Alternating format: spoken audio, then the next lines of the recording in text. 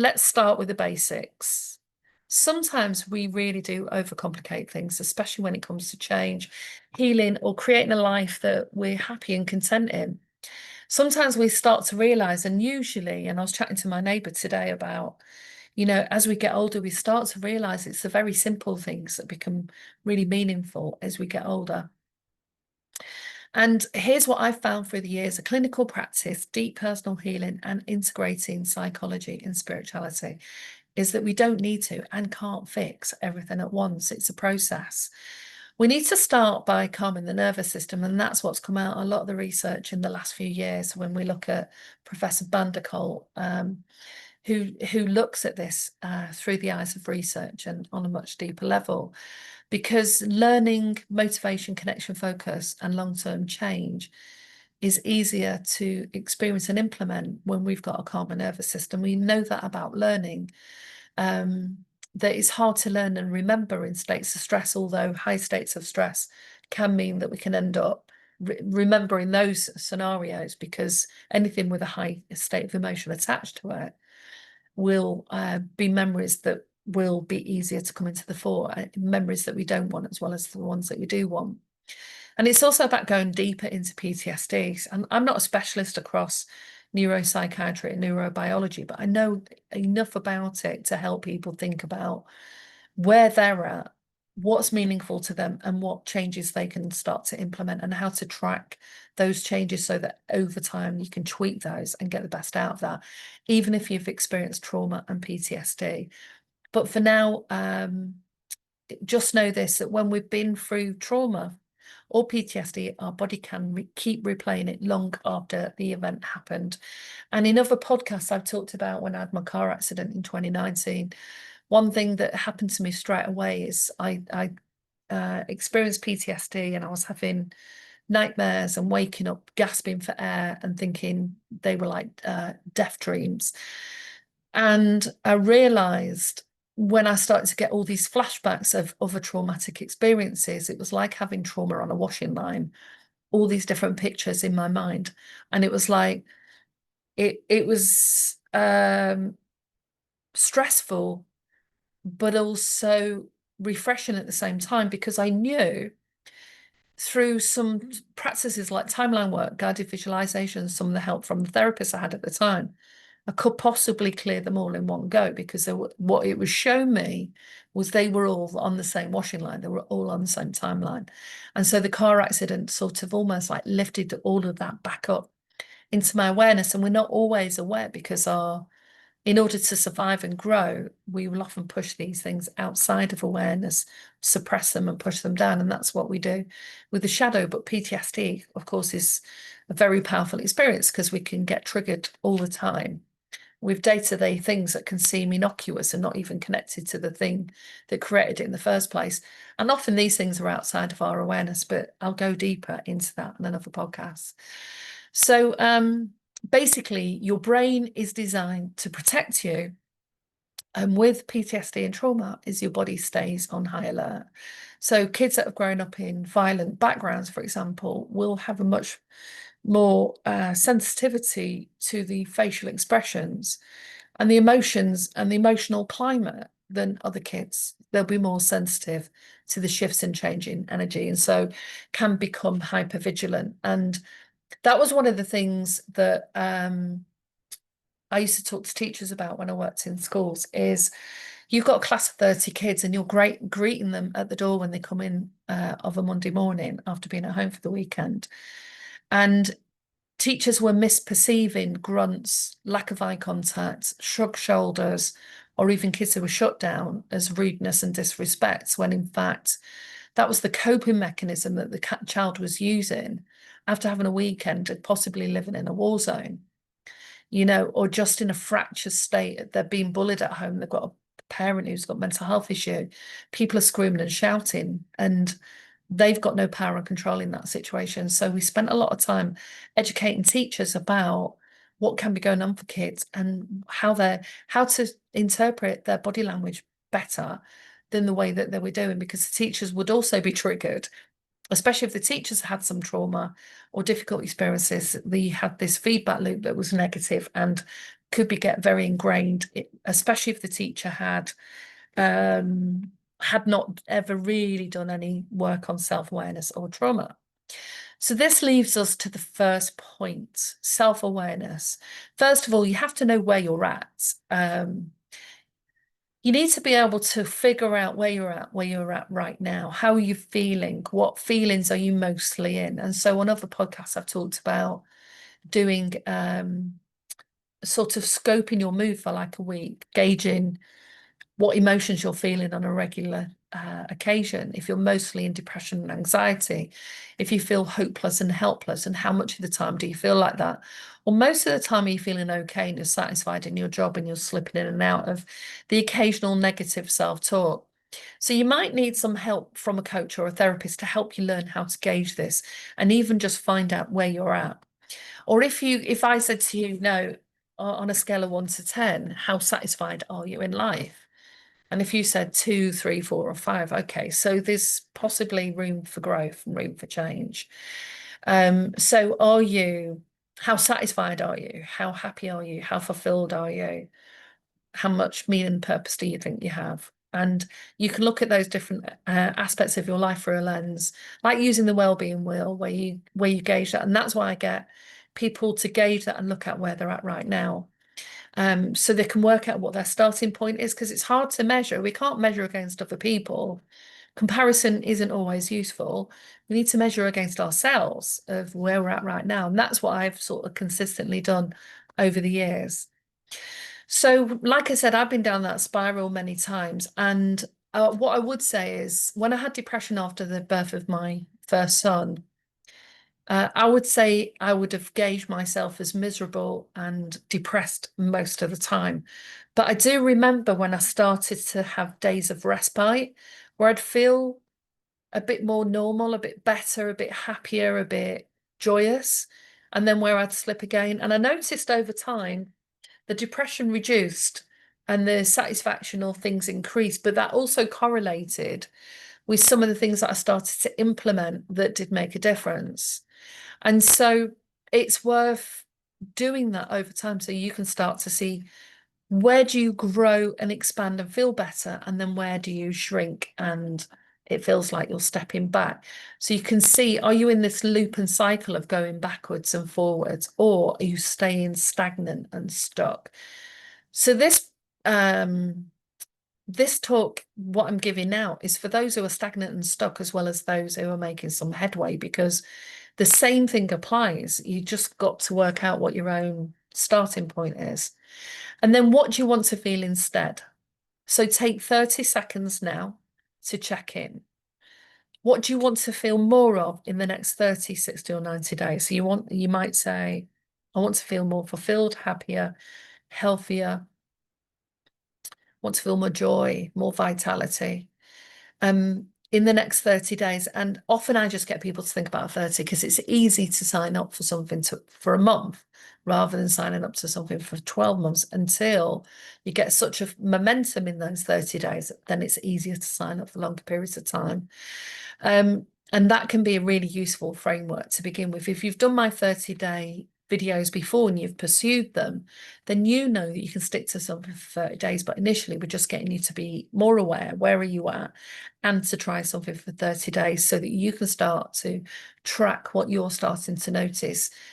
Helps you think more brightly, increase your joy and your happiness, and then where you slip. And sometimes that monitoring itself and responding to the journal questions is enough to do for the 30 days.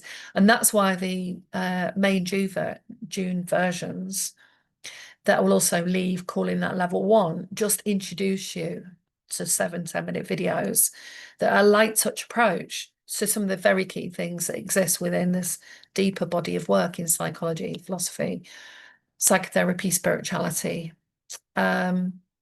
So that's your framework. And then have an understanding of brain chemistry and motivation systems.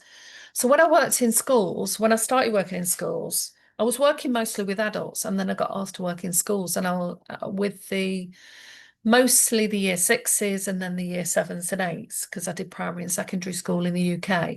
And one thing that I realized very quickly was the therapy training was great, but sometimes with the kids, you needed some prompts to help get them to open up and talk.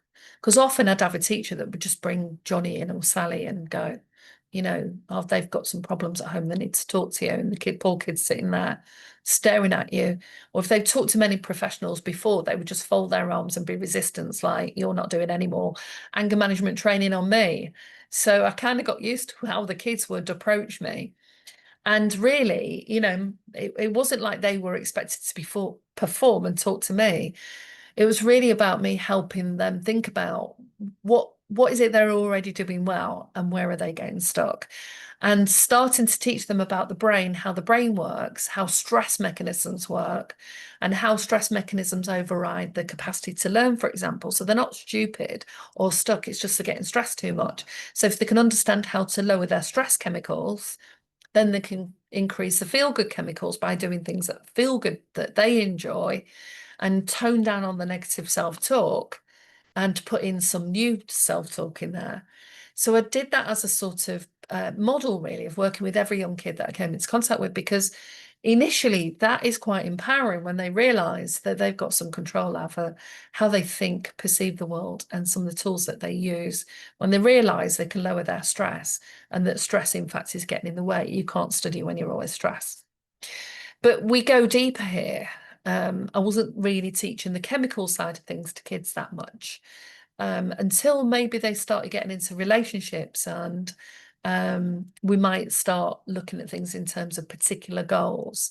Because initially with young people, you have to teach them about some of the basics first, and the same with some adults. So you learn the basic first, then you sort of work out where you're at and where you're stuck, and then you work out what might be the thing that you need to work on this week. And once you get a few results, that motivates you to try again and add something else on, and then your confidence grows and your courage grows. So, but in terms of the science of this, your brain runs on chemical messengers. And when we understand them, we can actually use them to help us move forward. So I'm going to give you some examples, and I'm going to give you the link to some podcasts that will help you go much deeper in this. If you're like me, you like the nerdy stuff and the science, and you want to understand it on a deeper level. But basically, we understand people are talking a lot about dopamine lately, and this is your go get it chemical. So it's like speed for the brain. It's actually correlated with speed, the drug, and it gives you drive, motivation, and focus, helps you lock in focus. But here's the problem. For example, if you constantly check your phone every time you get a message and you pick it up straight away, you get the hit of dopamine.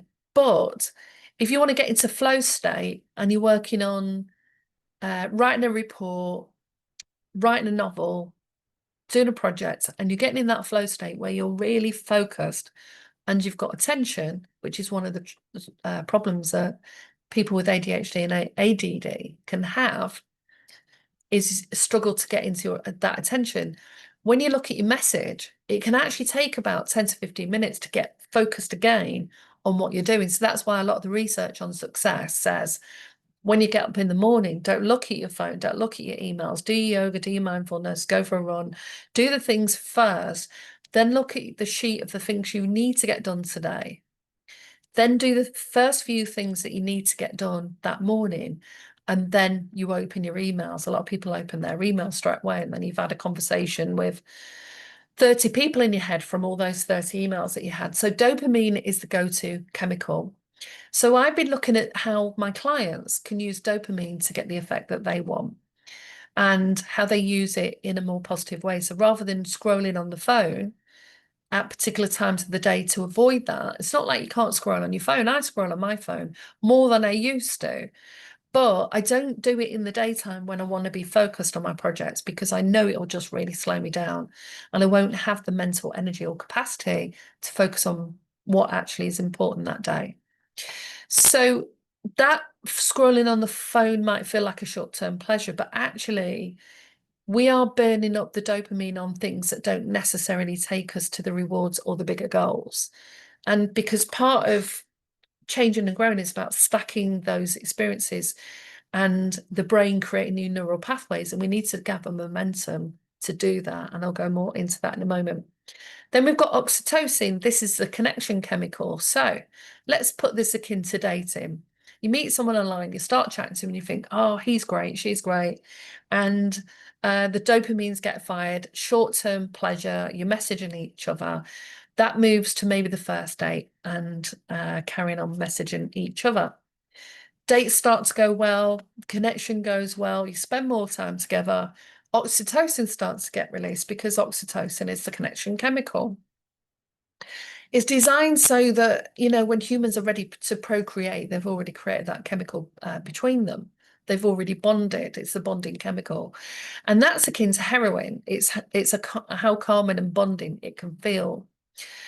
The only problem with this is oxytocin is released when we feel close to others, when we get a hug, eye contact, pro-social activity, and that increases purpose and connection. But if you go on those early dates and you meet someone who's toxic, but you don't realize it, and you build up that connection too quickly, then that connection can get too strong, and then it's harder to release yourself from that person because your dopamine's turned into oxytocin, and it's harder to move out of a situation where you're getting those real floods of pleasure chemicals, which are what is activated sometimes on purpose by characters who really want you to serve them a purpose, like in narcissistic relationships, for example. And that's another whole different angle. But I wanted to give you some understanding. Most relationships at some point will start to release that oxytocin where you feel calm and committed and connected, and you like spending time with them, and it feels really good, and you're on the same page. Then we've got endorphins that are increased when we do things like exercise. Natural painkillers released through laughter, exercise, and risk taking. And then anandamide. That's the bliss molecule. I haven't come across that so much, actually. It increases feelings of peace and flow. Now, I've actually felt bliss and peace and flow through mindfulness, meditation, gardening, Kundalini yoga. And as we get more into this, I've been able to tap into that more frequently and more easily, probably because I started the journey through yoga. Then I practiced meditation. Then I learned how to do mindfulness, and then how these things become my everyday activity, and how I built up that momentum without realizing it, so that I could experience that more and more and more. And the more you experience that, the more you're building up that momentum, that chemistry in the body. You're closing down the old neural pathways and you're opening up new ones. And then we've got serotonin, which helps regulate mood, confidence, and sense of safety. So serotonin, of course, often used in antidepressant medication. So it's really important that you realize that you are already producing these chemicals. Is it the same for everybody? I don't know. I've had different research point to things like mental health is related to chemistry.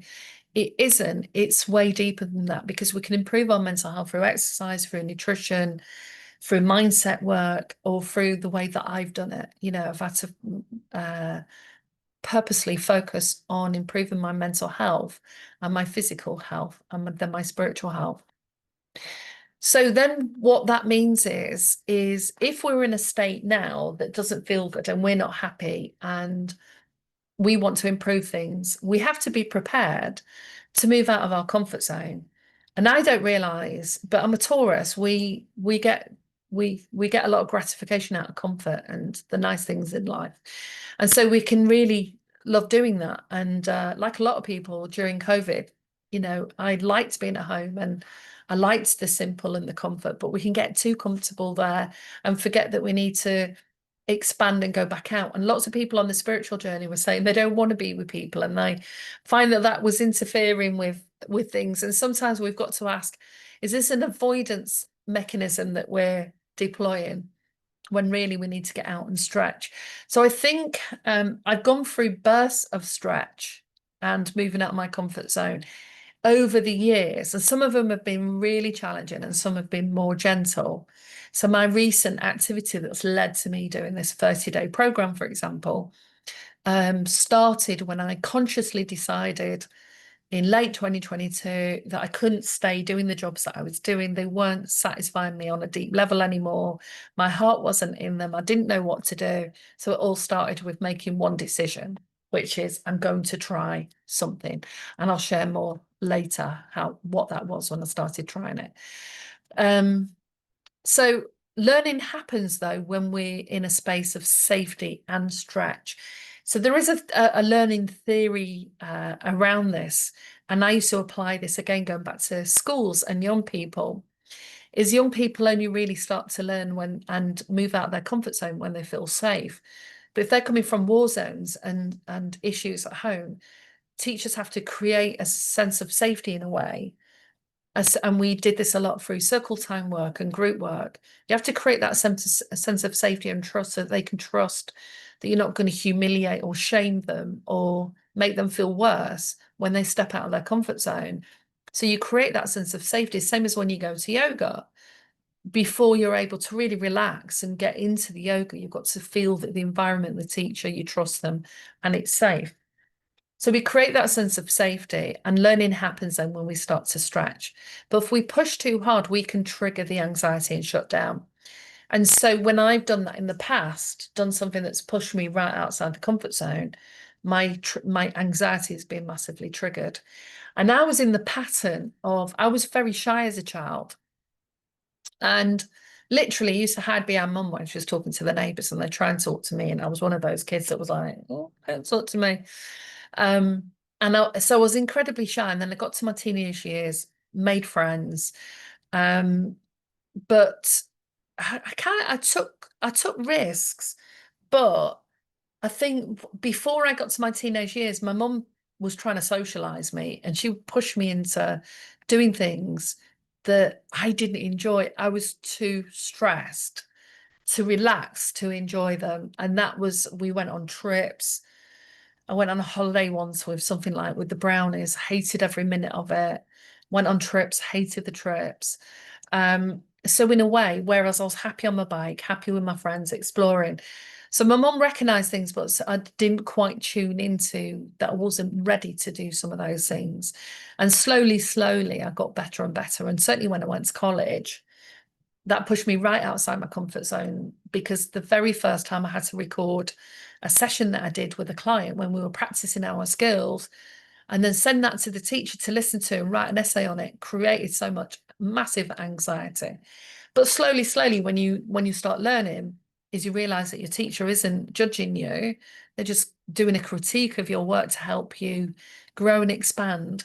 And I started to see that quite quickly because her comments on my essay work was invaluable. And I took every comment into account so that I could improve my written work, my essay work, and also my practice. And so I was able to take that critique of what I was doing, because there was just something about the tutors that meant I was able to do that, unlike when I was at school, where they could just get annoyed with you and just make your life misery if you upset some of the teachers.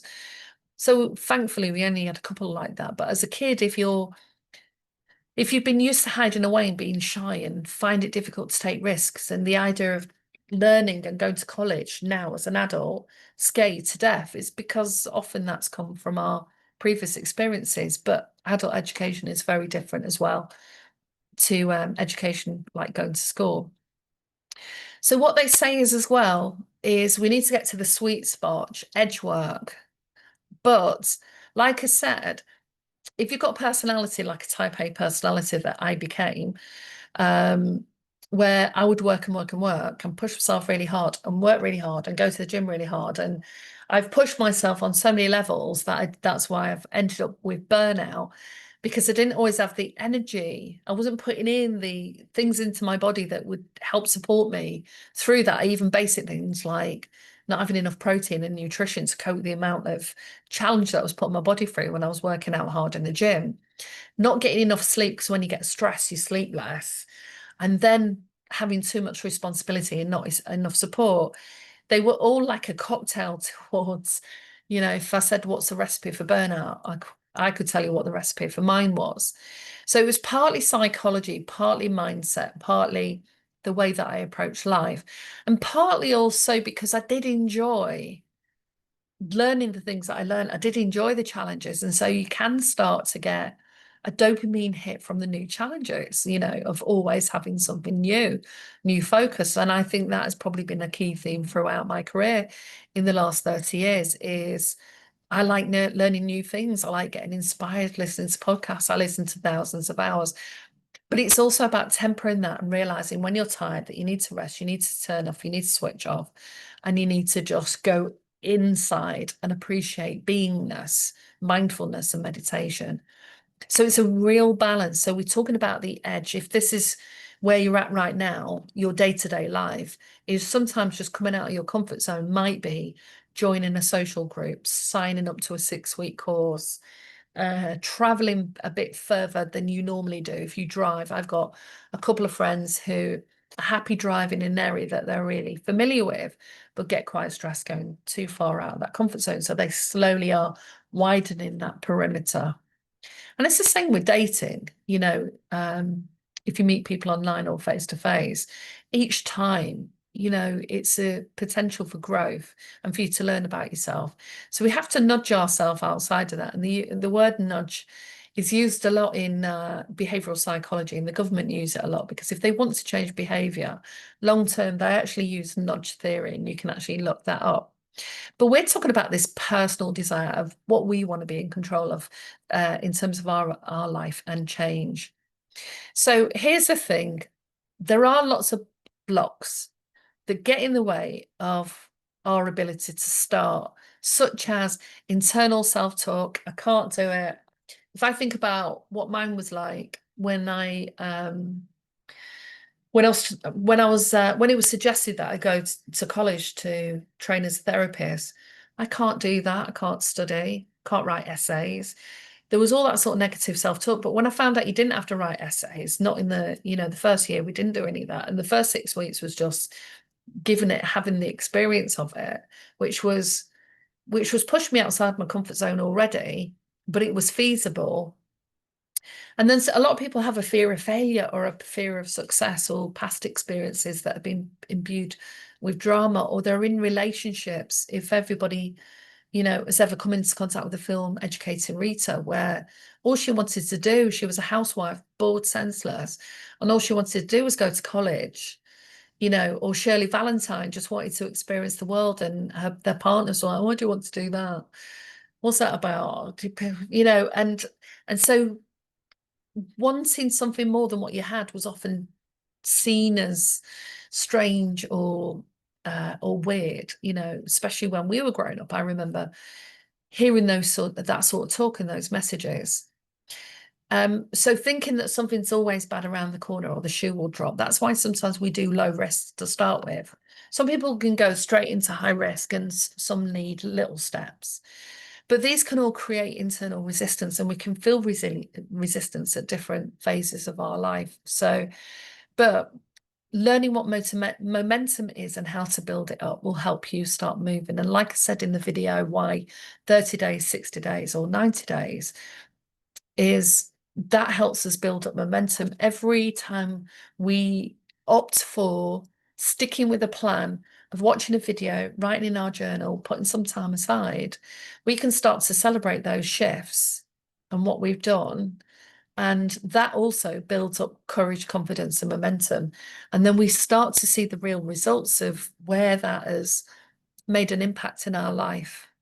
So that is then much easier to get through resistance. So like I said in previous videos, I went back to the gym in October last year. And initially it was a real push, but I decided, right, this is my focus. I locked my focus in. This is my focus. I'm going to the gym and I'm going to go swimming. Nothing's going to get in the way of that. I had my work and I was doing this in and out of when I was traveling. Nothing's going to get in the way of that. I want to get fitter, stronger, more endurance, breathe better. And so I started doing that. But initially it was a real push and I was tired. And I knew that I would be tired. I knew it would affect me mentally because exercise does. And so I gave myself a few weeks leeway on that without putting too many other demands in place. And then I started to get the results. Start to feel the buzz of feeling stronger, feeling better, then cheering myself on of, yeah, I got there, that was great, I did it. And then after a month, yes, I've beat my 30 days, my own personal best. I'm carrying on. And now I'm starting to feel the joy and the bliss of swimming, especially when it's quiet. So you get these phases of experiences, and unless you try, you won't know what is going to unfold as a result.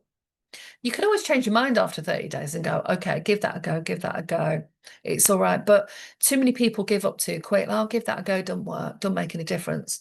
Well, sometimes it takes a bit longer for things to make a difference, especially if we've spent, let's say on average, even if we're 21 now, 20 years in one mindset, growing up with a family, in stress, in drama, and then all of a sudden expecting ourselves just to feel instant joy or bliss, which you can get.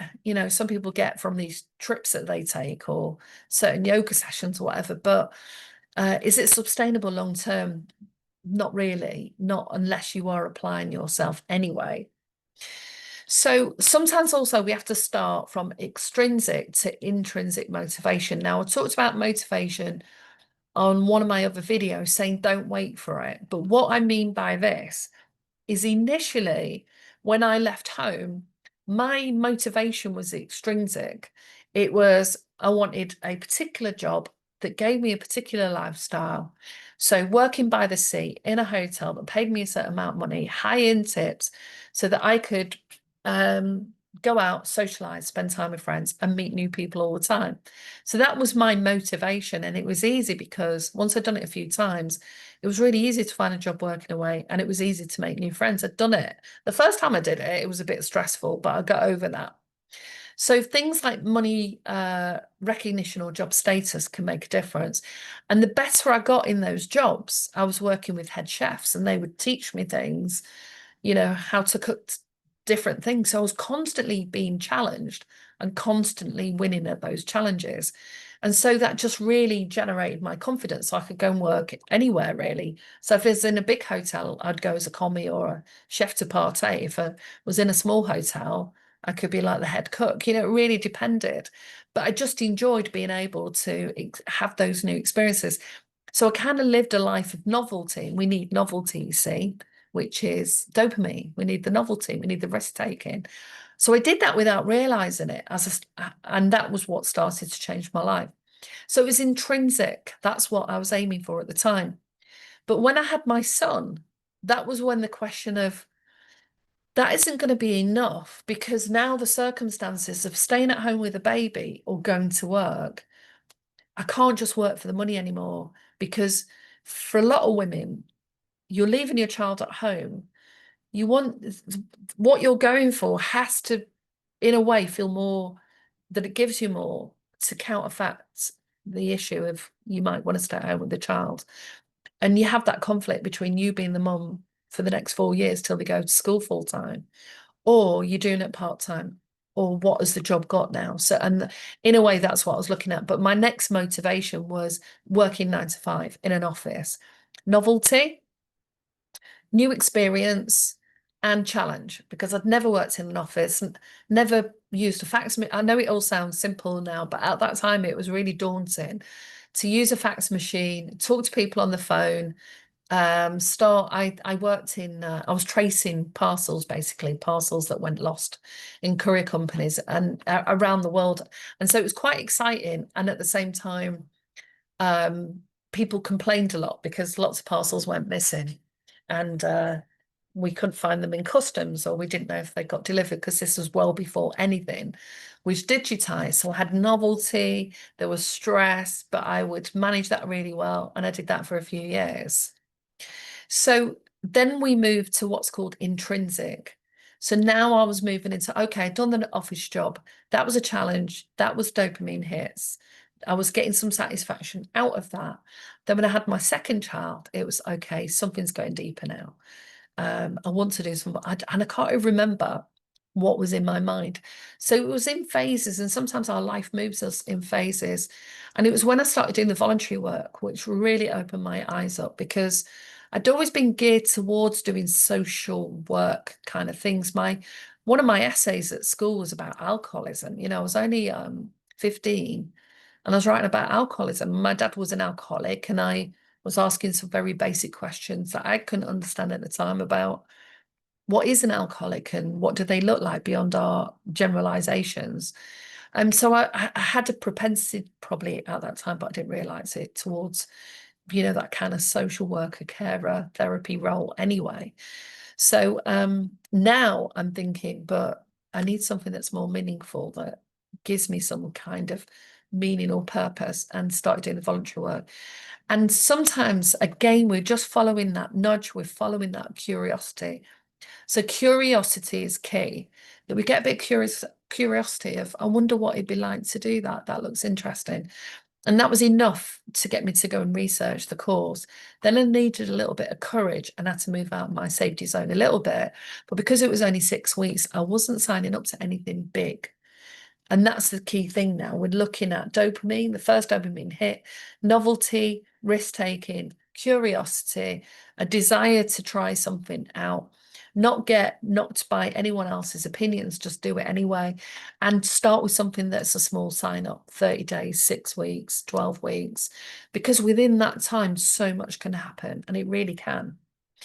So then what we know in the last 5 years is, or even maybe a bit longer, is that people are gearing more towards purpose. They're not just working now for having money. The extrinsic motivation of job, success, and career, it can happen, but people tend to only do that for a certain time frame before they start looking at, okay, I want something more meaningful. I want to enjoy my relationships, because it's hard to have a job where you're climbing up the ladder and successful relationships and have children and everything else, because it's a lot to manage. And some people do it, but there's so many skills involved in that, and you've got to be at the top of your game all the time. And sometimes you can only sustain that lifestyle for a certain amount of time before something shifts. And like I said, it's different for everyone.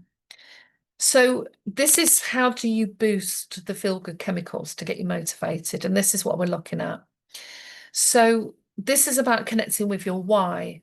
So whether that is you like helping people, around pregnancy and infertility, for example, I did a speaking event last week, and I was interviewing a lady that has been helping Sarah Jane Thomas, women going through the journey of IVF and trying to get pregnant, and sharing her journey of what that was like, but also helping them navigate the system. So this is about also how she turned her pain into personal empowerment and into her own business, or advocating for elders. So I've got another friend who works in NHS England, and she had an elderly father, but she was also working on the elderly pathway and looking at what is it that the families need to know about how you support your aging parent, and how you look at documents and how you look at care and support and things like that, so that they could navigate that better without the level of stress that is often involved.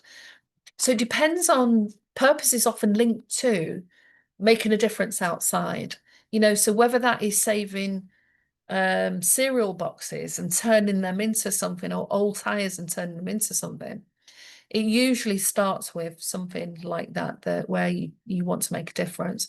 And I think when I was at the Samaritans, I realized how many people were miserable, suicidal, on the edge, and had experiences that at that time were mind-blowing. I hadn't come into contact with the depth of, I knew about alcoholism and drug addiction and abuse, sexual, physical, domestic abuse, emotional abuse. I knew about families where people had been in prison, had mental health issues. That was part of the society I grew up in, but I think I was protected from it to a degree, really, in my own home setting. But then when I worked at Samaritans and I'm listening to those stories direct, and I really started to think about how miserable people were. And then when I started doing my training and reading a little bit about Freud, whose idea was about, misery and melancholy and depression, and how that's been such a big part of many people's lives over the centuries. How do we help people feel better? You don't want someone to attempt suicide. You don't want them to do that. You don't want them to get them to that place.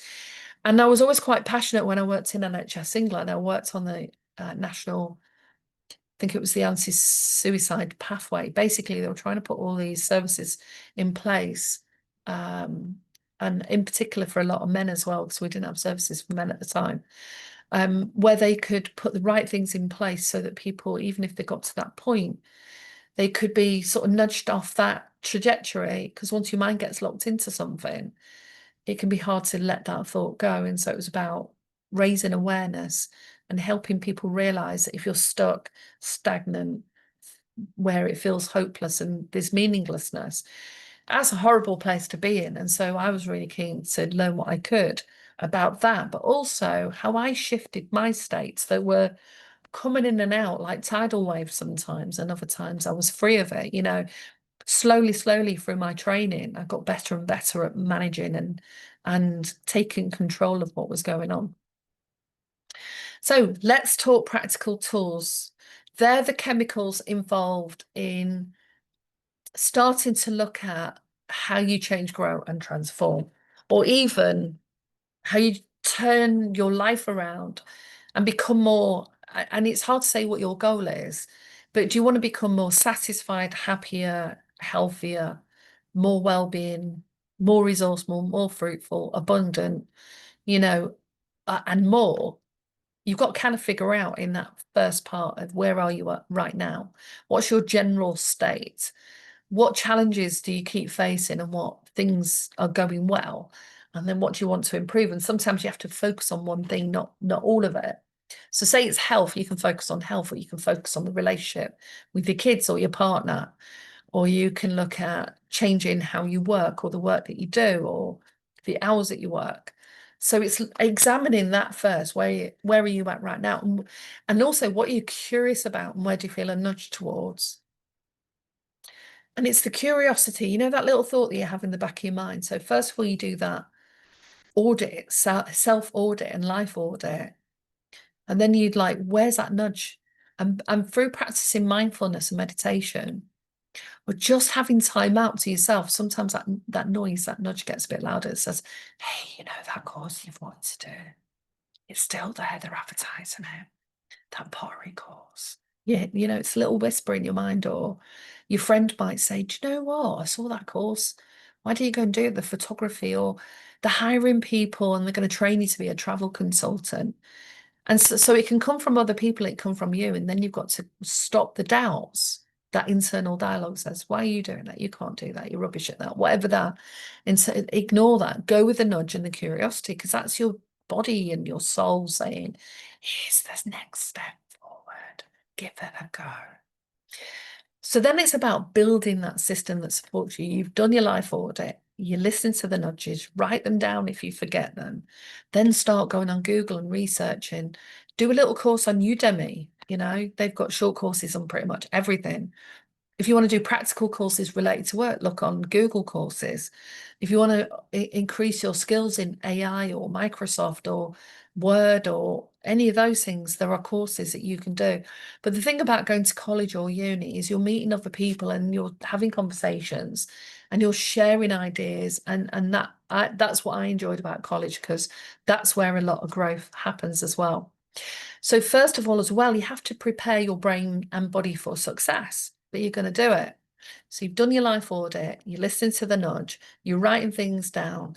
You might even try my course, 30 days to whatever the course is, the July one or the May and June one.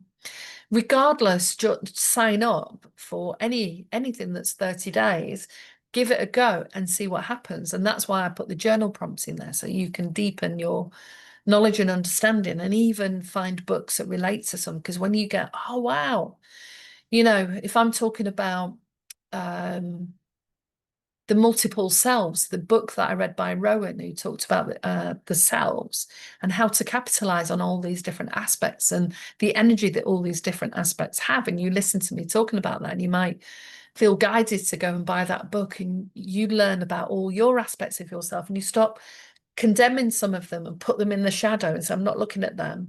Instead, you look at them and say, what resources do they contain and how can I use them? Now you're empowering yourself with the resources that are already sitting within you. But you need to prepare your brain and body for focus. So that's about knowing the best time of the day for doing different tasks. So that's looking at your own energy cycles. For example, if you wake up early in the morning, do you perform best in the morning? If so, that's when you crack on and do all your work and maybe exercise in the morning, and then crack on with your work before you look at your emails.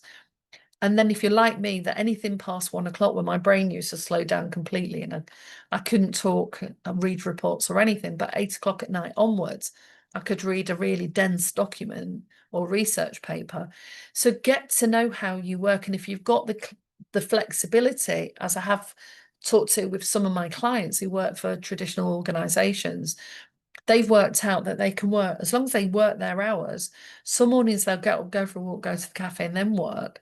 Other days they'll start really early and finish early and then go to a cafe, go to a class. So they start looking at how they can use those hours. And when I worked for an international courier company, I used to deal with the Americas. So I could work later in the afternoon and start work late. And then when I worked with other parts of the world, I could start work early. And so you get to know what times of the day work best. And it doesn't stay the same forever, but it's just knowing what works right now. Creating a schedule that supports rather than drains you.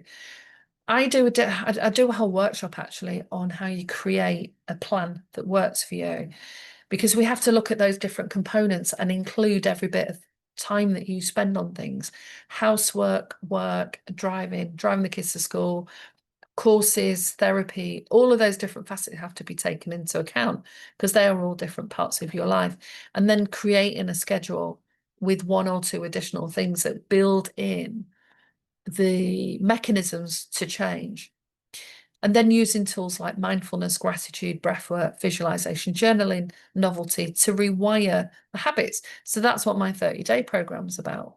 So we're building the foundation towards flow, moving out of survival into thriving.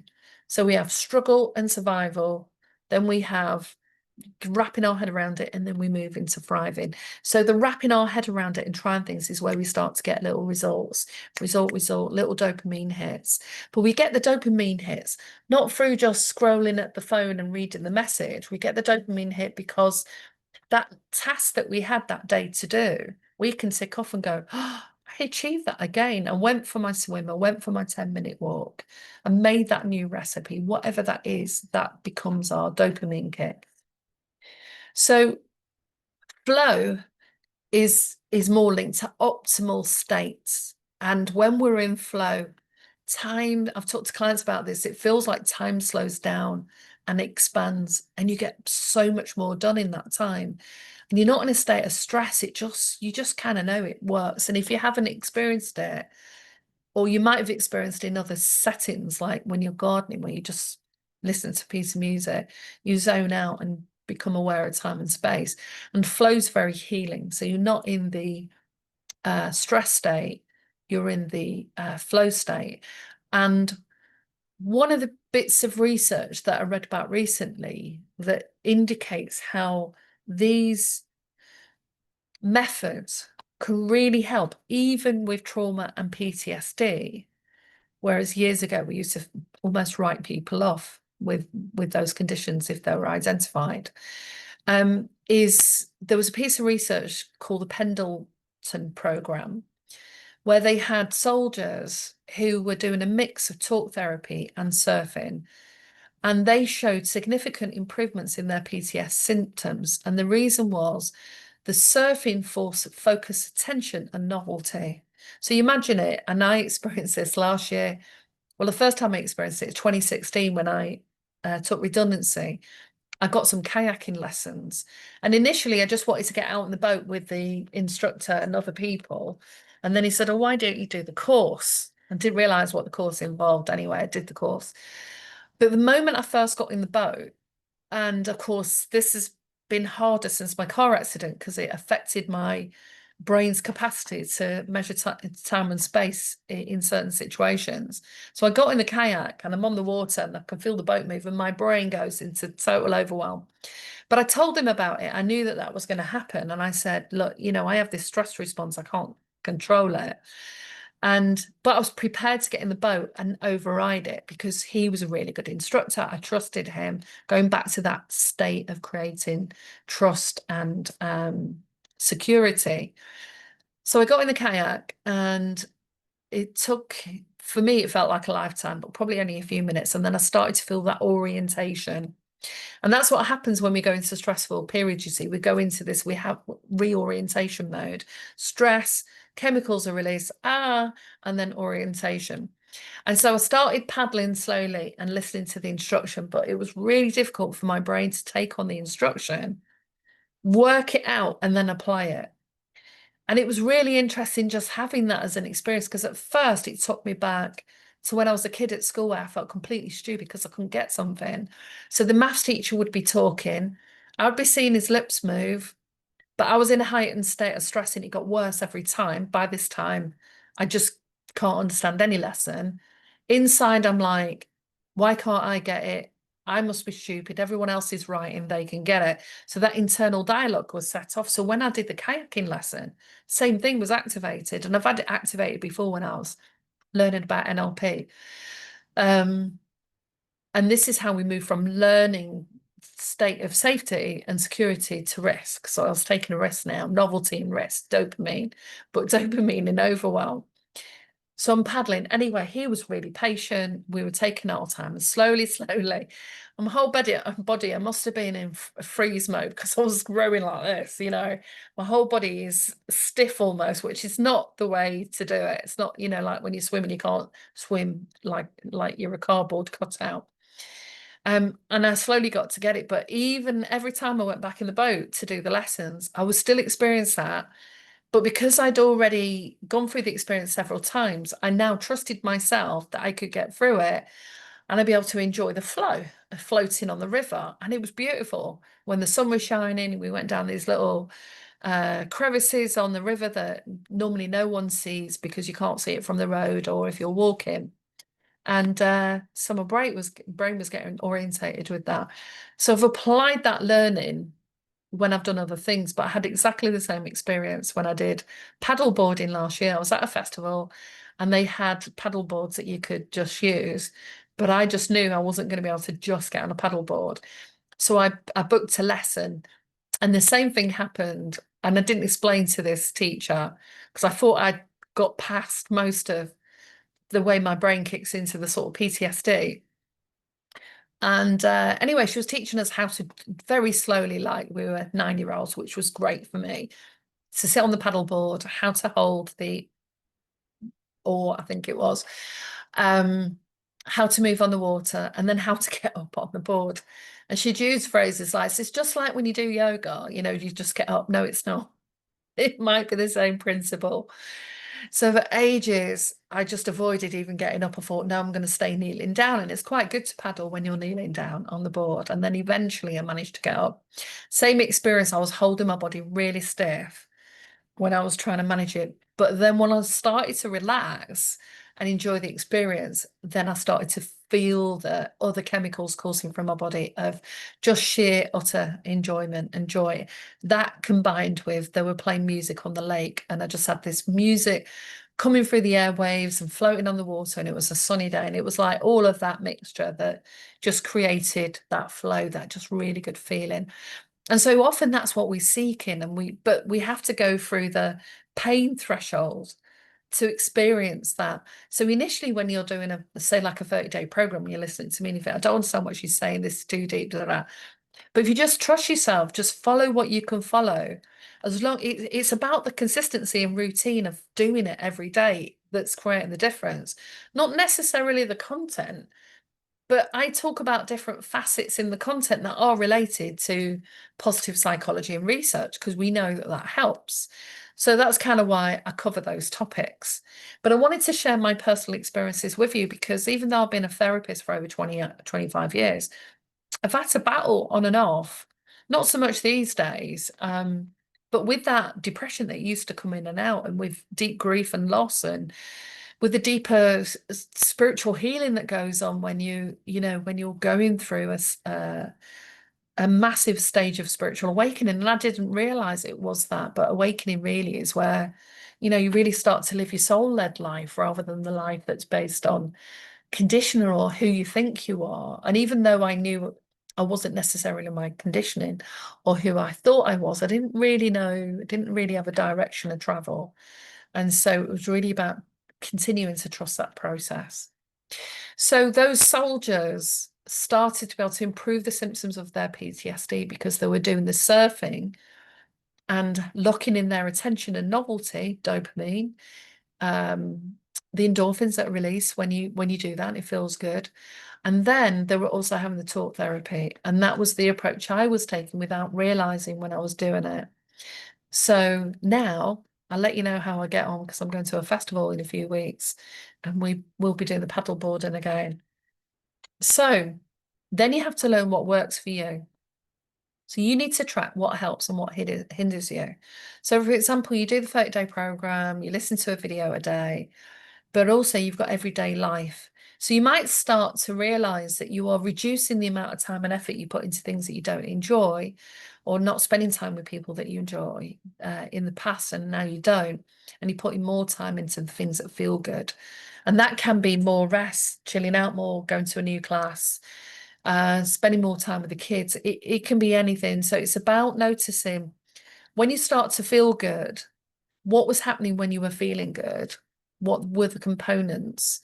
Who were you with? What were you doing? Were you on your own? Were you listening to music?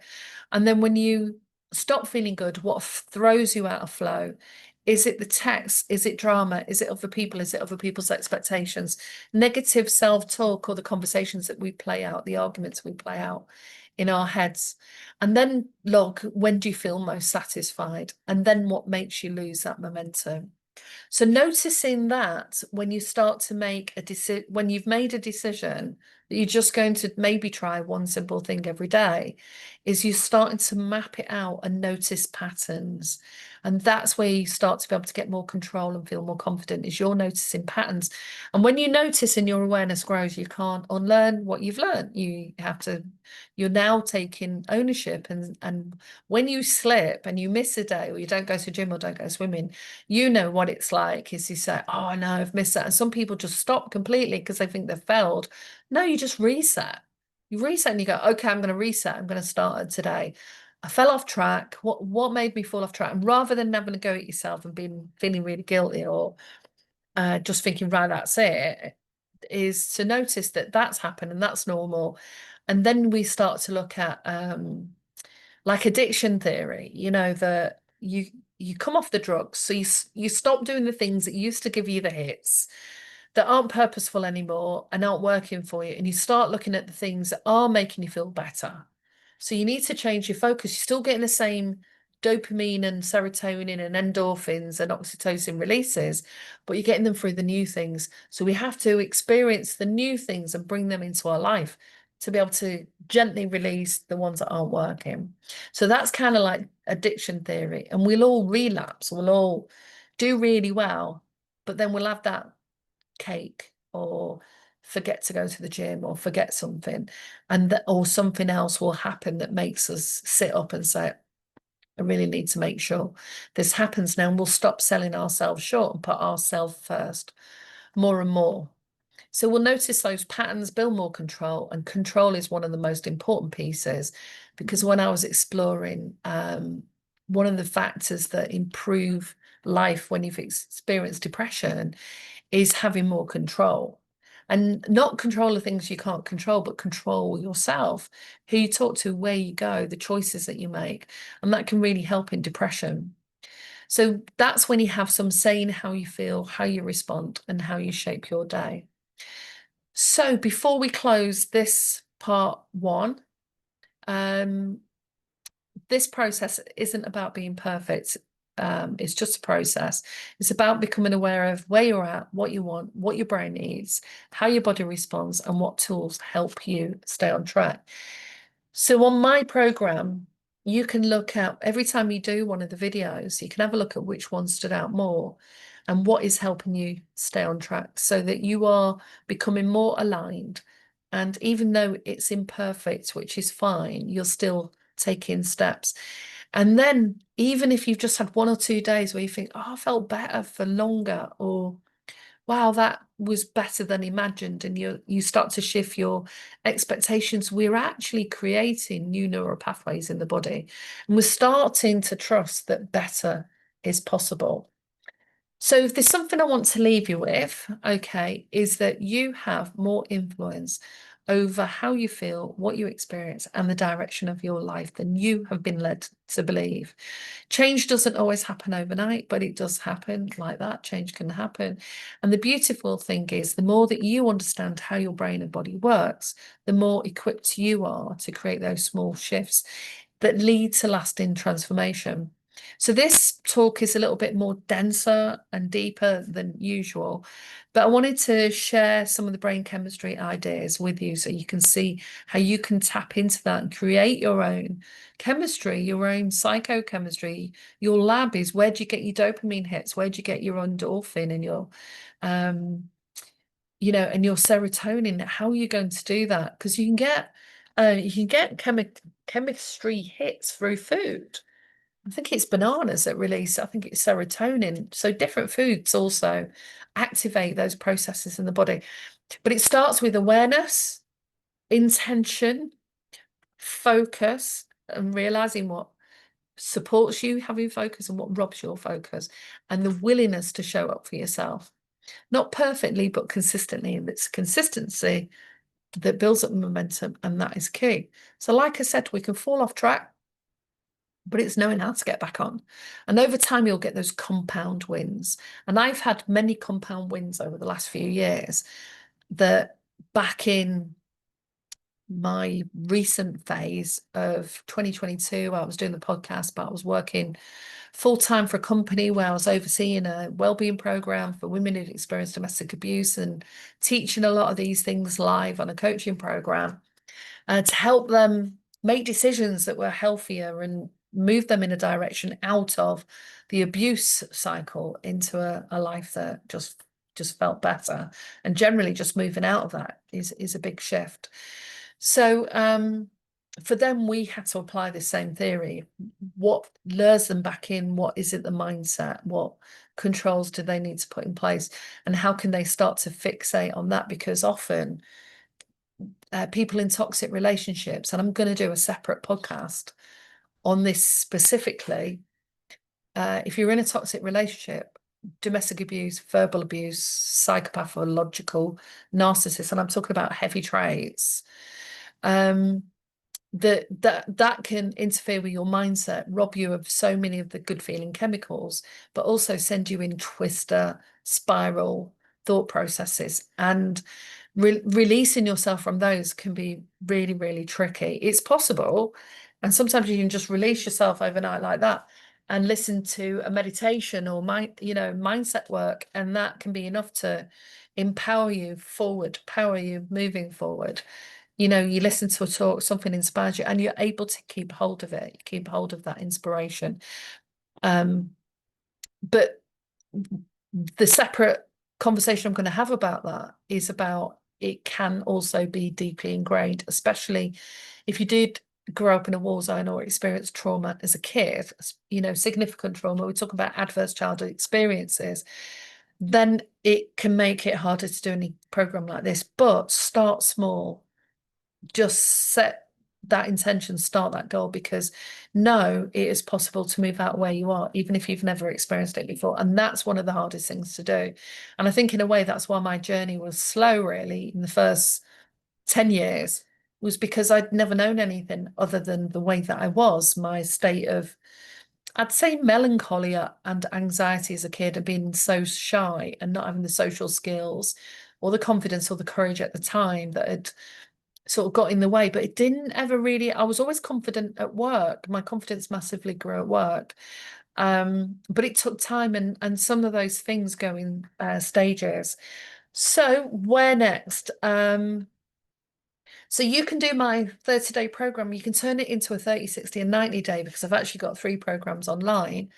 And I'm going to be giving away a goal clarity template where you can map out where you are and where you want to be. And that also goes along with with the workshop in 2 parts. So I've made it really simple. You can either do the Kickstarter program with me, which is one-to-one sessions, 3 sessions over the period of 1 month that goes along a 30-day plan, and I help you create that plan. And also the coaching group where you can meet other people, where we look at where your sticking points are and you get some personal support and support from other people in the group. Or you can just do the program. So it's totally up to you. If you want to get in contact for the one-to-one support or the group coaching, just email me melgbb@hotmail.com. No, say it again, melgbb 555@hotmail.com.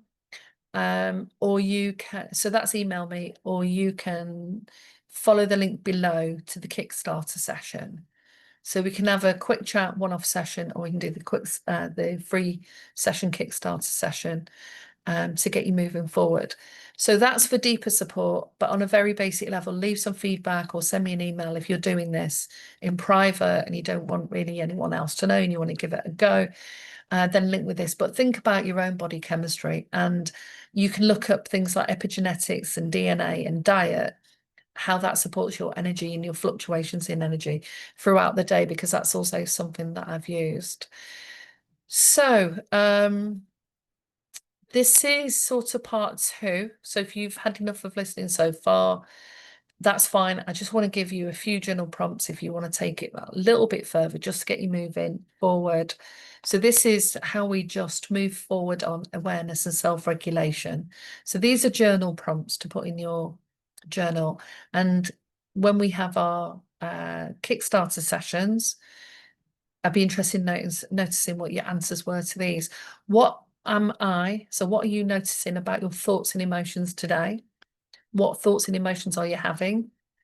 Where am I reacting instead of responding? That means reacting is like where you get that quick, feel that you want to respond to the text really quickly, or respond to someone, we feel angry or agitated straight away. And what does it feel like when you observe your inner world without trying to change it, where you just observe what's going on? And then affirmation for that is I recognize my own personal power even when it's uncomfortable. So moving out of our comfort zone can feel uncomfortable, so we shouldn't try and avoid it for that. And then journal prompts where it helps you dive into motivation, dopamine, purpose, risk, and move out of drama loops. So what part of your power have you been given away, and to whom? And giving away power means if you think about every time you get a text from someone, you're now thinking about that person. So if you are only ever responding to texts and those texts are dramatic or negative or highlighting an issue and you're trying to work and you keep thinking about that person, that your power, your energy is now being transmitted out. Whereas if you pull back and you don't keep responding and reacting really quickly to everything around you and focusing on the goal in hand and putting some boundaries in place so that that time is precious, then you start to notice where you're kind of giving that away or where that's being robbed. And then what does true motivation feel like in your body? What do you already effortlessly do that's just easy to do, and why? Where do you feel that in your body? And then what one area of your life are you ready to take responsibility for, do something different about? Not from shame, but from love, something that you want to do that will help you feel better, happier, have more abundance. So the affirmation for this is true freedom comes from living your truth, not shrinking to fit what others expect. So for the closing set of affirmations, this is about reclaiming control, building flow, and stepping into a life that's truly yours. So the journal prompts for this is, where in my life do I already feel free? And where do I feel least free? What does freedom look like to me, emotionally, mentally, and spiritually? And what's one small action that I can take this week that aligns with that vision? So below you'll find the links to the talks that go deeper on this subject and the journal prompts, and then the link to me for when you're ready to go deeper, whether that's one-to-one or in a group. And I hope you've enjoyed this session.